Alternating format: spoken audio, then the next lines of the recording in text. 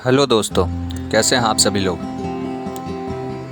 आज के इस वीडियो में हम डिस्कस करेंगे एक बहुत ही इम्पॉर्टेंट टॉपिक जो कि है एजुकेशन के बारे में। हालांकि आपने एजुकेशन सिस्टम से जुड़े बहुत सारे वीडियोस देखे होंगे, लेकिन इस वीडियो में आपको एक पूरा कंप्लीट ओवरव्यू मिल जाएगा कि आखिर ये प्रॉब्लम किस लिए हो रही है, इन प्रॉब्लम्स के कारण क्या हैं और हमारी शिक्षा दुनिया में कहाँ पर स्टैंड करती है। एक बहुत ही इंटरेस्टिंग लाइन है कि the status of a nation is defined by it's education, यानी कि किसी देश की स्थिति उसके द्वारा दी जा रही शिक्षा पर निर्धारित होती है। इन इंडिया एजुकेशन के लिए स्टूडेंट्स और साथ ही साथ उनके पेरेंट्स को बहुत ज़्यादा सेक्रीफाइस और स्ट्रगल करना पड़ता है।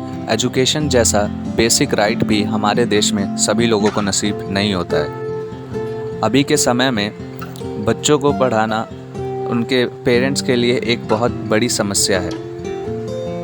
जो एजुकेशन की कीमत है वो बहुत ज़्यादा ही बढ़ गई है और ढेरों स्कॉलरशिप अप्लाई करने के बाद भी और बोनसेस, डिस्काउंट, इन सब के बावजूद जो बची हुई कीमत होती है वो हज़ारों और लाखों में होती है, जिसे कि ज़्यादातर लोग अफोर्ड नहीं कर पाते हैं और वह एजुकेशन जैसे इम्पॉर्टेंट और बेसिक हक से भी वंचित रह जाते हैं। स्टूडेंट्स ऑनलाइन और ऑफलाइन कोचिंग इंस्टीट्यूट की फ़ीस देते देते कर्ज में डूब जाते हैं। कभी कभी तो उन्हें किसी रिश्तेदार या फिर बैंक से भी लोन लेना पड़ता है। बैंक से लोन लेना वो भी तब जब हम पढ़ने किसी विदेश में नहीं बल्कि अपने देश में पढ़ रहे हैं। फिर भी अगर हमें बैंक से लोन लेने की ज़रूरत पड़ती है, वो भी पढ़ाई के लिए, तो ये एक बहुत बड़ी नाकामयाबी है हमारी as a nation.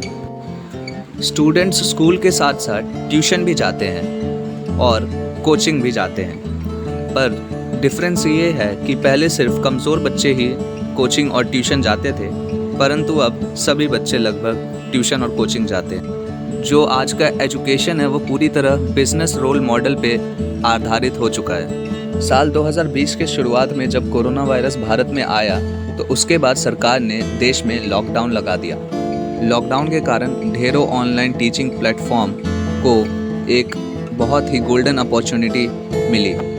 In online platforms ने जम के मार्केटिंग की, बच्चों को अच्छी पढ़ाई का लालच देके उनसे पैसे लेना और बड़ी कंपनीज़ द्वारा छोटी कंपनीज़ को ख़रीद लेना, ये सब हमें बताते हैं कि ये प्लेटफॉर्म्स ऑनलाइन टीचिंग को लेके कितने ज़्यादा सीरियस हैं और जो इनका मेन मोटिव है वो पढ़ाई नहीं, सिर्फ बिजनेस और पैसा है, प्रॉफिट।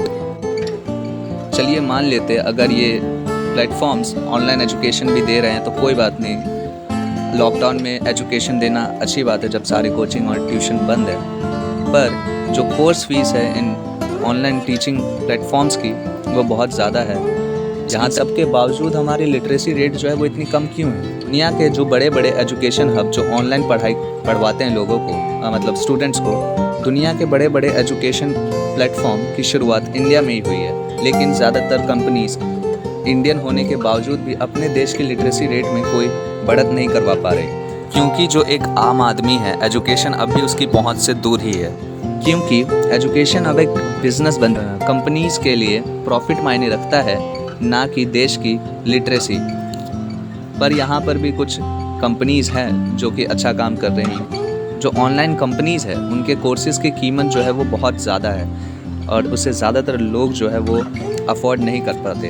हाँ, हालांकि अगर उनकी कीमत और थोड़ी कम होती तो ज़्यादातर लोग जो है उसे अफोर्ड कर पाते, वो भी, और वो लोग भी शिक्षित हो पाते। हालांकि ऑनलाइन टीचिंग ने एजुकेशन को एक नई राह तो दी है। अब लोग लॉकडाउन में भी पढ़ाई लिखाई कर सकते हैं अच्छे से, लेकिन जो एक आम आदमी है उसकी पहुंच से जो एजुकेशन दूर थी वो अभी भी दूर ही है, क्योंकि जो कीमतें हैं इन चीज़ों की वो बहुत ज़्यादा है जिसे सिर्फ अमीर लोग ही अफोर्ड कर सकते हैं। अब गवर्नमेंट की क्या बात करें, गवर्नमेंट भी एजुकेशन पर खर्च नहीं करती है। अब एजुकेशन उनके लिए एजेंडा नहीं रहा, क्योंकि उन्हें एजुकेशन के नाम पर वोट थोड़ी मिलता है। सरकार और पार्टीज़ सिर्फ अपने वोट बैंक के हित वाली बातें करते हैं। उन्हें क्या पता स्टूडेंट्स के लिए एजुकेशन क्या है और देश में एजुकेशन की स्थिति क्या है। मीडिया में भी शिक्षा को कितना ज़्यादा प्रमोट किया जाता है वो भी आप क्लियरली देख ही सकते। शिक्षा से जुड़ी चीज़ें हम टीवी पर कितना ज़्यादा देख पाते हैं, टीवी न्यूज़ चैनल पर, और पॉलिटिक्स और राजनीति से जुड़ी चीज़ें हम कितनी जल्दी हमें मिल जाता है टीवी पे। कि शिक्षा से जुड़ी चीज़ें हमें बहुत देरी से देखने को मिलती है टीवी पे, न्यूज़ चैनल्स पर, लेकिन अगर वही कोई इलेक्शन हो, राजनीति से जुड़ी बातें हैं तो वो झट से हमें उस न्यूज़ चैनल्स पर दिख जाती हैं।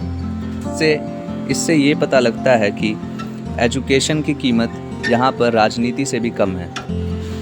सरकार जो सालाना बजट लाती है एजुकेशन के ऊपर, उसमें भी कमी कर दी गई है। पहले जो ये टोटल बजट लगभग 99,311 करोड़ यानी कि लगभग 1 लाख करोड़ का हुआ करता था, उसे घटाकर 93,224 करोड़ यानी कि 93,224 करोड़ कर दिया गया।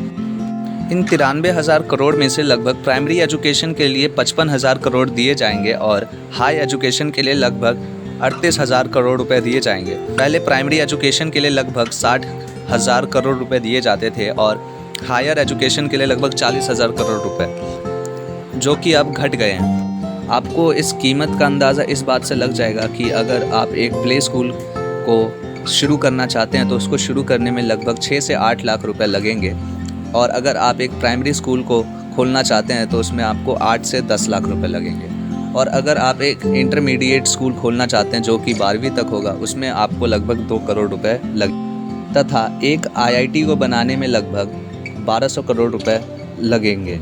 और सरकार ने जो लगभग 6,000 करोड़ रुपए एजुकेशन बजट कम कर दिया है, उसमें आप समझ लीजिए कि हम कितने सारे स्कूल्स और बनवा सकते थे और जो हमारा एजुकेशन का इंफ्रास्ट्रक्चर है उसे और मजबूत कर सकते थे। हालांकि स्कूल के मामले में इंडिया पीछे नहीं है। इंडिया में चाइना से 3 गुना ज़्यादा स्कूल है, लेकिन क्वालिटी एजुकेशन में वो चाइना से पीछे है, और इसका मुख्य कारण पुअर इंफ्रास्ट्रक्चर है, जिसके कारण ज़्यादातर स्टूडेंट्स जो है वो ड्रॉप आउट भी ले लेते हैं। इंडियन स्कूल्स में ड्रॉप आउट रेट्स भी बहुत ज़्यादा हैं और इनका अलग अलग कारण हो सकता है। एजुकेशन के लिए इन खराब स्थितियों के कुछ मुख्य कारण हैं, जैसे कि टीचरों की कमी, अनट्रेन्ड टीचर्स द्वारा बच्चों को पढ़ाया जाना, और एवं क्वालिटी एजुकेशन की कमी तथा इंफ्रास्ट्रक्चर की कमी, जैसे कि किसी स्कूल्स में लैब्स नहीं है, किसी स्कूल्स में लैब है तो वहाँ पर इलेक्ट्रिसिटी नहीं है, कंप्यूटर चलाने की सुविधा नहीं है, स्कूल की हाई फीस, और सबसे बड़ा कारण है मेंटल प्रेशर, मानसिक तनाव जो कि स्टूडेंट्स को दिया जाता है एग्ज़ाम और उनके रिपोर्ट कार्ड से।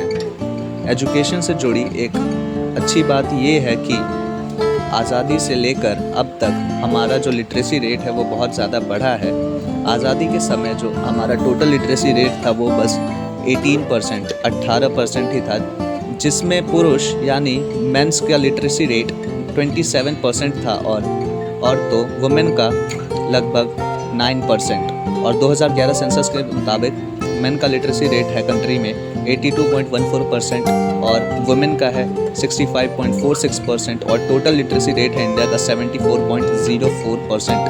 तो हमने एक बहुत अच्छा इम्प्रूवमेंट किया है आज़ादी से लेके अब तक। जब से हम इंडिपेंडेंस से लेके अब तक जो हमारा लिटरेसी रेट है वो बहुत ही अच्छी तरीके से बढ़ा है, लेकिन इंफ्रास्ट्रक्चर की कमी के कारण जो मेन पॉपुलेशन है वो अभी उनसे दूर है। हमारा लिटरेसी रेट इंडिपेंडेंस से लेके अब तक तो बहुत अच्छी तरह बढ़ा है, लेकिन आज़ादी के दौरान हमारी पॉपुलेशन लगभग 36 करोड़ थी, जो कि लगभग 2011 के सेंसस के मुताबिक 121 करोड़ है। तो इतना बड़ा पॉपुलेशन गैप और उसमें लिटरेसी रेट भी बड़ी है, लेकिन ओवरऑल जो डेवलपमेंट है वो उतना अच्छा नहीं रहा। एजुकेशन के मामले में दुनिया में सबसे फेमस एग्जांपल्स है नॉर्डिक नेशंस, नॉर्डिक कंट्रीज़ जैसे कि फिनलैंड, स्वीडन एक्सेट्रा। हमें इन कंट्रीज से सीखने की ज़रूरत है, क्योंकि यहाँ पर जो क्वालिटी एजुकेशन है वो बहुत ही लो कॉस्ट में अवेलेबल है, और यहाँ तक कि जो एजुकेशन है वो फ्री भी है। नॉर्वे में जो यूनिवर्सिटी की पढ़ाई होती है वो सभी स्टूडेंट्स के लिए फ्री है। और वहाँ पे कोई प्रेशर नहीं है फ़ीस का।